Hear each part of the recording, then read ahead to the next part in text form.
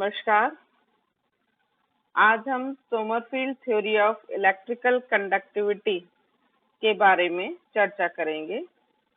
इससे पहले के लेक्चर्स में हमने dude Lawrence theory of electrical conductivity के बारे में चर्चा की थी।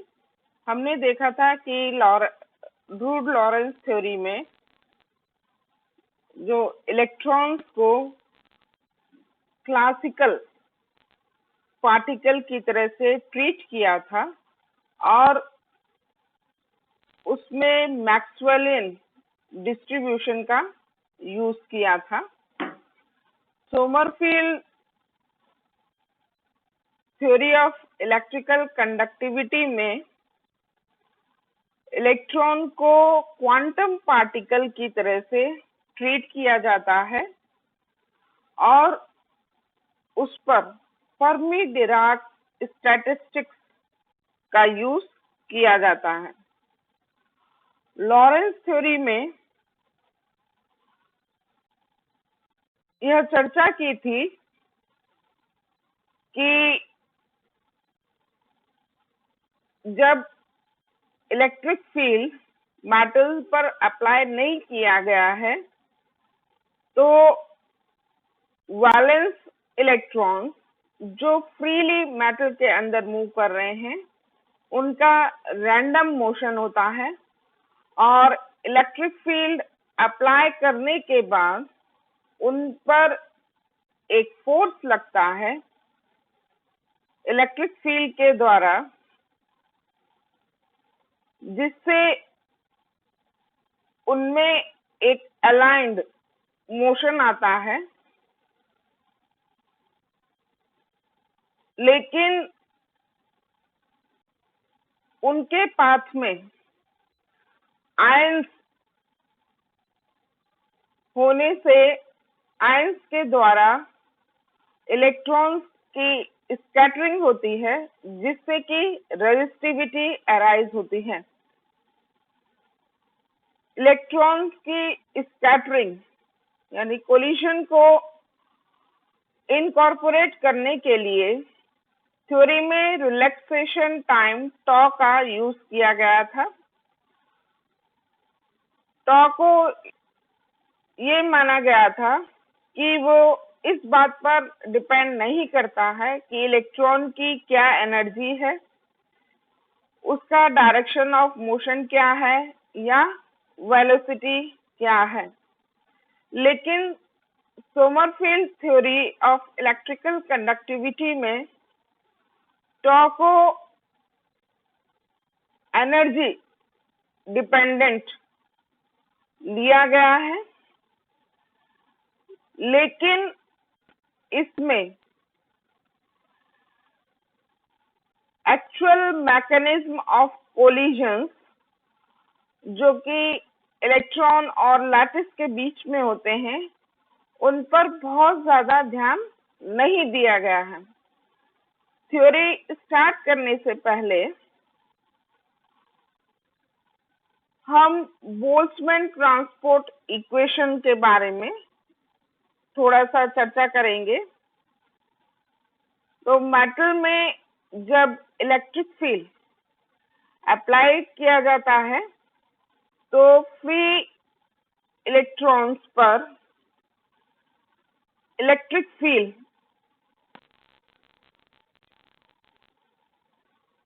के कारण फोर्स लगता है और वो इलेक्ट्रिक फील्ड के अपोजिट डायरेक्शन में मूव करते हैं।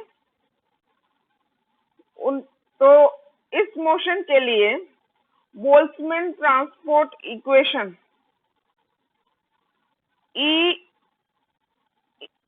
E यहाँ इलेक्ट्रॉन का चार्ज है और ये जो सिंबल E का है ये अप्लाइड इलेक्ट्रिक फील्ड के लिए ले रहे हैं। तो बोल्ट्जमैन ट्रांसपोर्ट इक्वेशन हो जाएगी E ग्रेड P F, मतलब del F over del P is equals to F minus F0 upon tau, जहाँ F Fermi Dirac distribution function है जो कि यह बताता है कि कोई एनर्जी स्टेट के फिल्ड होने की प्रोबेबिलिटी क्या है, जो कि F = 1 / एक्सपोनेंशियल E - EF/kT + 1 द्वारा दिया जाता है। F जो डिस्ट्रीब्यूशन है वो इलेक्ट्रिक फील्ड के प्रेजेंस में है और F0 इलेक्ट्रिक फील्ड के एब्सेंस में है और P पार्टिकल का मोमेंटम है, इलेक्ट्रॉन का मोमेंटम है।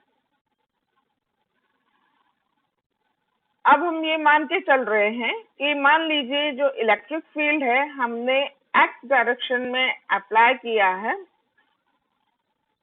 तो जो मोमेंटम होगा that will be along x direction px।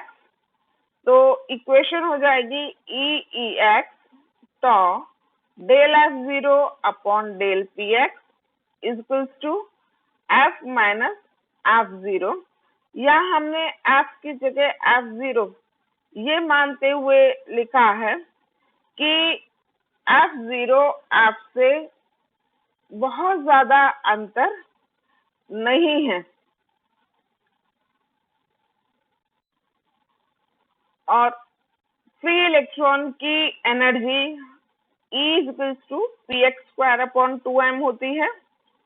तो यहाँ हम जो मोमेंटम को एनर्जी टर्म्स में चेंज कर रहे हैं, तो जो हमारी इक्वेशन हो जाएगी that will be Vx Ex del F0 upon del E = F - F0।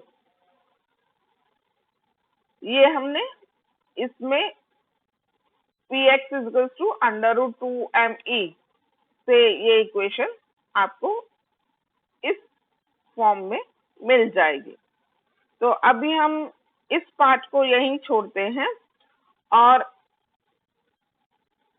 Current density निकालते हैं। तो कंडक्टिविटी निकालने के लिए करंट डेंसिटी निकालते हैं। तो करंट डेंसिटी निकालने के लिए हम जानते हैं कि मोमेंटम स्पेस में per unit volume electronic state जो कि dpx, dpy, dpz एलिमेंट से एसोसिएटेड हैं, वो 2/h³ dpx, dpy, dpz से दी जाती हैं।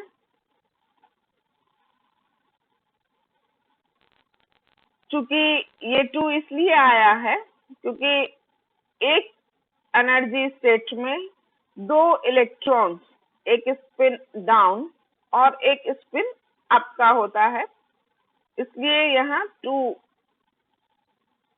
आया हुआ है। अब यदि आपने इलेक्ट्रिक फील्ड अप्लाई नहीं किया है तो प्रोबेबिलिटी कि ये स्टेट भरी हुई होंगी, फिल्ड होंगी, वो किससे दिया जाएगा 2/h³ F0p dpx, dpy, dpz।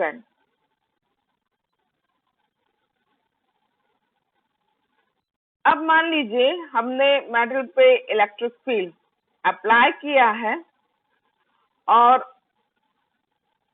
तो अब इलेक्ट्रॉन चूंकि फोर्स अप्लाई होगा तो इलेक्ट्रॉन अपने एनर्जी लेवल से, ग्राउंड एनर्जी लेवल से एक्साइट होकर हायर एनर्जी लेवल पर जाएंगे। तो अब जो फील्ड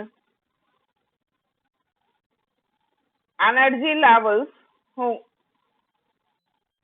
तो जो होंगे वो किससे दिए जाएंगे 2/h³ Fp dpx, dpy, dpz। इन इलेक्ट्रॉन्स की जो मोमेंटम रेंज है वो भी dpx, dpy, dpz है। ये जो इलेक्ट्रॉन्स हैं वो करंट डेंसिटी में कंट्रीब्यूट करेंगे, और हम जानते हैं current density J is equal to NeVd। Vd drift velocity है, NeVd, D सबस्क्रिप्ट, NeVd से दी जाती है। यहाँ हम एक बात को देखना चाहते हैं कि जैसे कि पहले के लेक्चर्स में हमने बात की थी, जो फ्री इलेक्ट्रॉन थ्योरी है उसमें जो फर्मी सरफेस होते हैं वो स्फेरिकल होते हैं। ये 2 डायमेंशन स्पेस में ये फर्मी सरफेस बनाया गया है। तो जब हमने ये स्फेरिकली सिमेट्रिक है, जब हमने इलेक्ट्रिक फील्ड अप्लाई नहीं की है तो जितना पॉजिटिव डायरेक्शन में मोमेंटम, जो स्टेट, कोई स्टेट का किसी मोमेंटम स्टेट होगी, उतनी ही नेगेटिव डायरेक्शन में आपको मोमेंटम स्टेट मिलेगी। तो कहने का मतलब ये है कि जब हमने इलेक्ट्रिक फील्ड अप्लाई नहीं किया है तो सेंटर ऑफ मास मोमेंटा 0 होता है। यहाँ पर सेंटर ऑफ मास मोमेंटा 0 है। सोमरफेल्ड थ्योरी में सेंटर ऑफ मास मोमेंटा की बात की जाती है, जबकि ब्लूड लॉरेंस थ्योरी में इंडिविजुअल पार्टिकल के मोमेंटा की बात की जाती है। सोमरफेल्ड थ्योरी में सेंटर ऑफ मास मोमेंटा की बात की जाती है। तो आप देख रहे हैं जब इलेक्ट्रिक फील्ड प्रेजेंट नहीं है तो जो सेंटर ऑफ मास मोमेंटा है वो यहाँ पर है, दैट मीन्स वो 0 है। ये जो कर्व है density of states, field density of states को बताता है।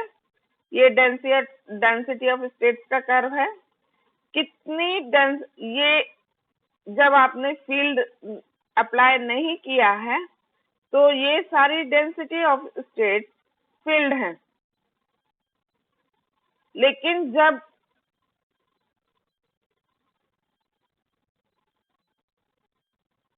इलेक्ट्रिक फील्ड अप्लाई करते हैं तो कुछ kT रेंज के में इलेक्ट्रॉन जो फर्मी एनर्जी है, जब आपने इलेक्ट्रिक फील्ड अप्लाई नहीं किया है तो फर्मी एनर्जी तक के सारे डेंसिटी ऑफ स्टेट्स भरे हुए हैं, लेकिन जब आपने इलेक्ट्रिक फील्ड अप्लाई किया है तो kT energy range, with in kT energy range कुछ इलेक्ट्रॉन्स फर्मी एनर्जी से कम एनर्जी वाले एनर्जी लेवल में जो एग्जिस्ट कर रहे हैं वो जंप कर हायर एनर्जी स्टेट में आ जाते हैं। तो अब जो आपने इलेक्ट्रिक फील्ड अप्लाई नहीं किया था तब ये वाले एनर्जी स्टेट्स भरे हुए थे सारे। जब इलेक्ट्रिक फील्ड अप्लाई किया है तो ये एनर्जी स्टेट्स अब भरे हुए हैं और ये खाली हो गए हैं। तो आप देख रहे हैं कि तो फर्मी एनर्जी के नजदीक के ही जो इलेक्ट्रॉन्स हैं वो हायर एनर्जी लेवल पर जंप कर रहे हैं।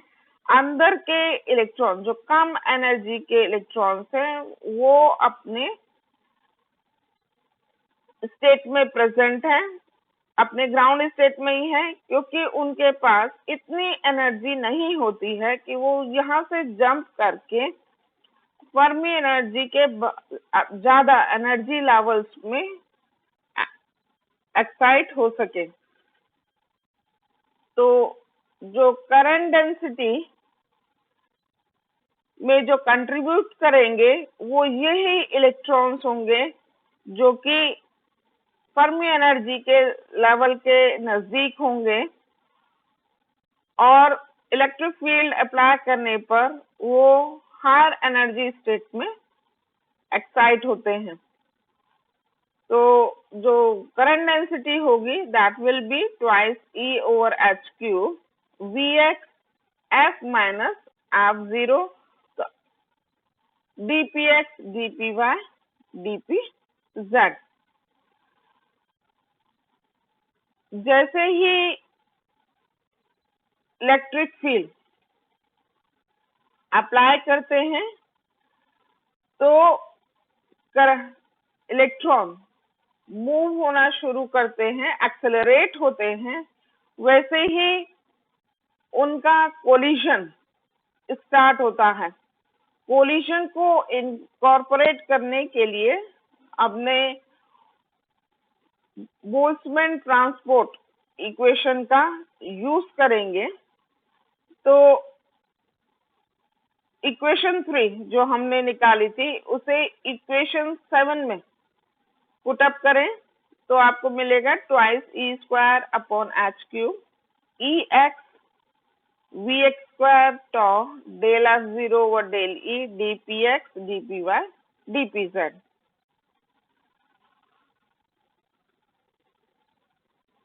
अब चूंकि हमने बात की थी कि टॉ रिलैक्सेशन टाइम केवल एनर्जी डिपेंडेंट, सोमरफील्ड थ्योरी में केवल एनर्जी डिपेंडेंट लिया जाता है, डायरेक्शन डिपेंडेंट नहीं है।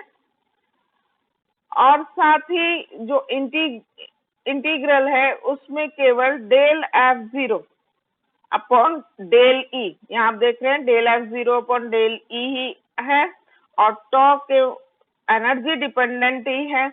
तो आप इस जो 3 इंटीग्रल्स हैं उसको सिंगल इंटीग्रल में चेंज करने के लिए हम Vx स्क्वायर को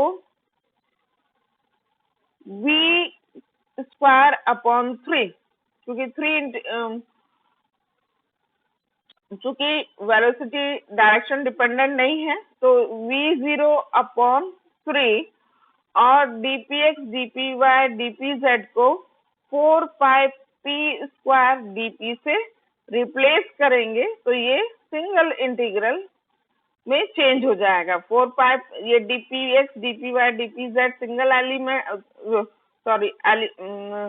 एलिमेंट है मोमेंटम स्पेस में, तो वो हम 4 पाई ये p तो रेडियस हो गया तो 4 पाई p square surface area into dp, तो सरफेस एरिया इनटू dp कर दे तो ये वॉल्यूम आ जाएगा इस एनुलर रीजन का।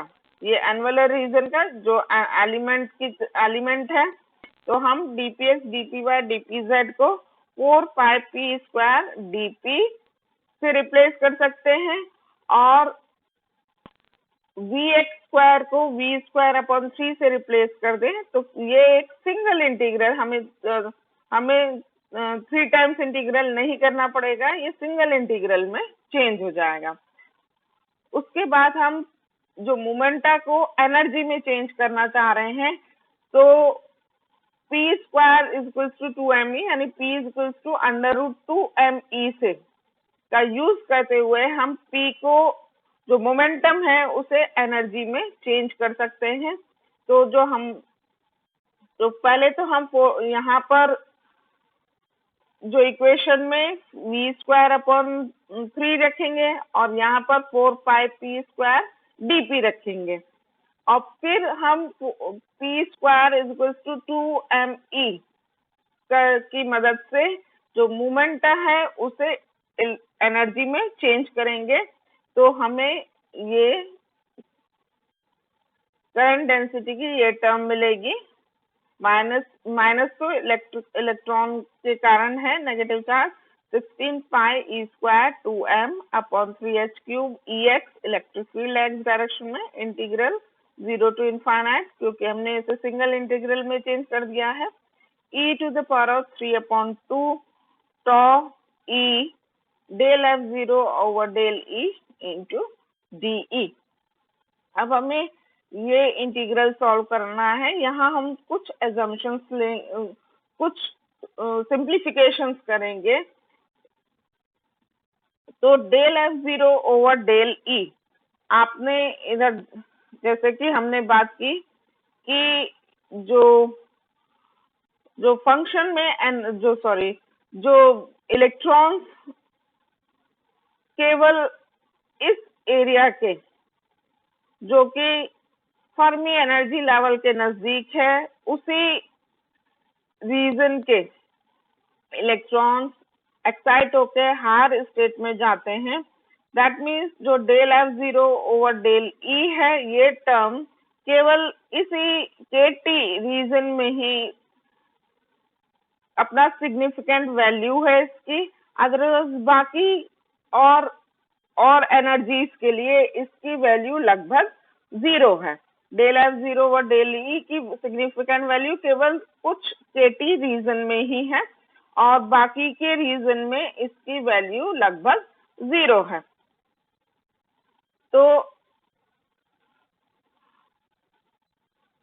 तो ये इंटीग्रल बाकी एनर्जी वैल्यूज के लिए 0 रहेगा, केवल फर्मी एनर्जी लेवल के नजदीक इसकी वैल्यू अप्रिशिएबल रहेगी। तो उस रीजन में, फर्मी एनर्जी के नजदीक रीजन में, यदि ये दोनों बहुत ज्यादा वेरी नहीं करते हैं तो हम इन्हें इंटीग्रल से बाहर निकाल सकते हैं। तो ई को ई एफ से रिप्लेस कर दें और टॉ ई एफ को टॉ ई को टॉ ई एफ से रिप्लेस करके, चूंकि इनको बाहर निकाल सकते हैं क्योंकि इनकी वैल्यू एप्सिलॉन एफ के नजदीक यदि बहुत ज्यादा वेरी नहीं कर रही है तो हम इनको बाहर कांस्टेंट की तरह से निकाल सकते हैं। तो E F two the power of 3f/2 और टॉ एफ लिख रहे हैं हम इधर। तो ये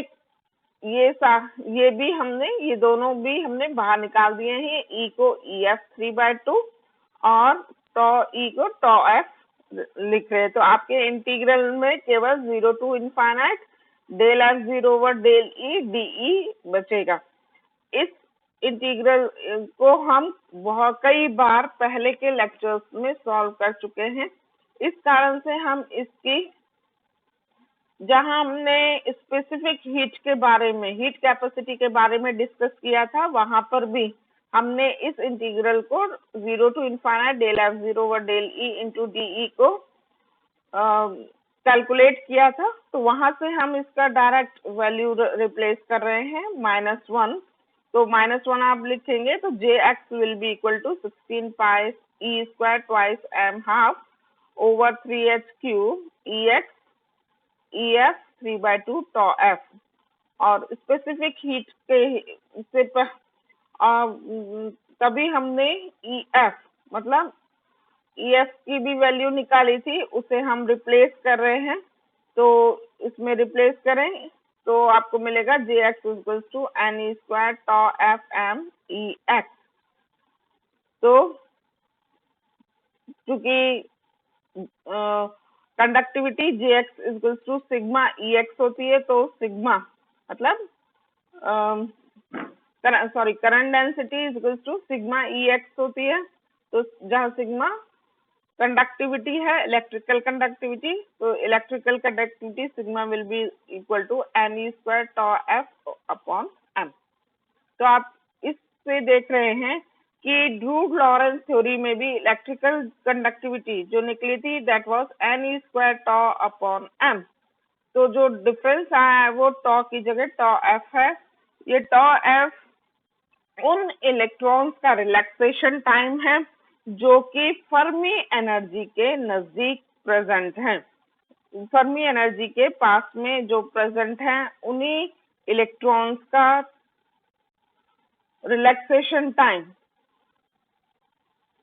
इलेक्ट्रिकल कंडक्टिविटी में कंट्रीब्यूट करता है। सब तो ये एक मेजर डिफरेंस निकल कर आया है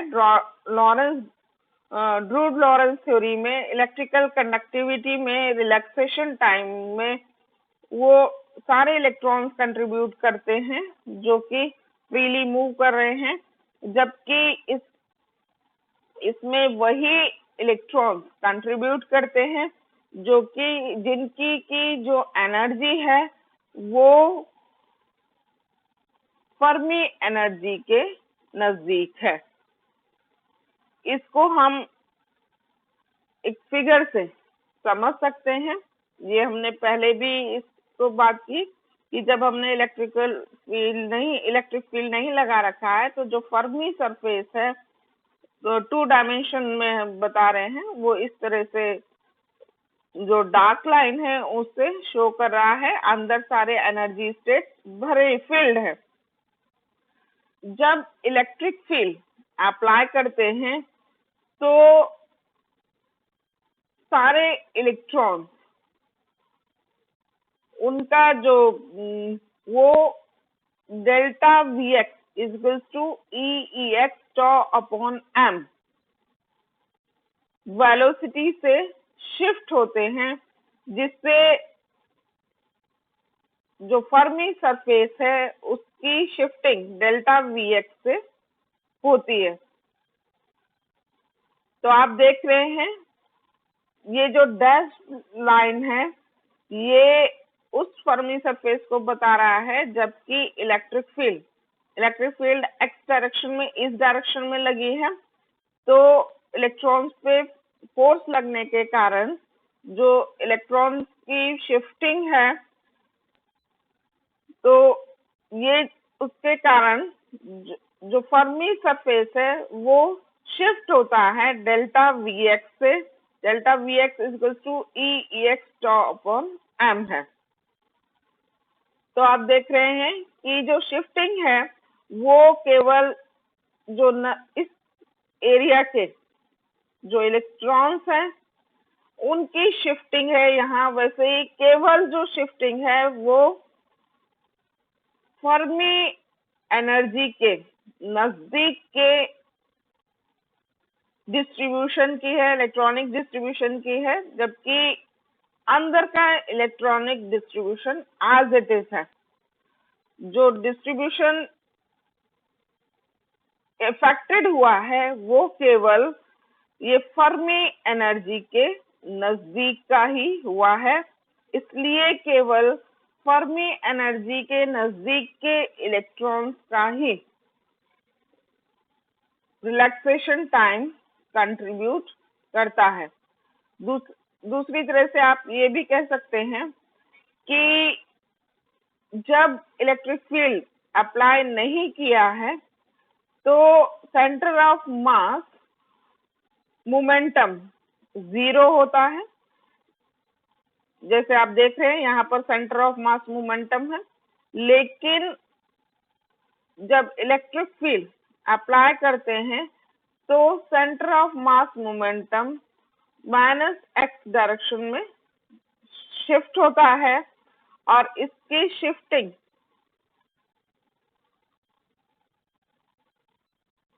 M del V X upon H cross से होती है। तो जो डिस्ट्रीब्यूशन है वो केवल फर्मी एनर्जी सरफेस के नजदीक के इलेक्ट्रॉन्स का ही चेंज होता है,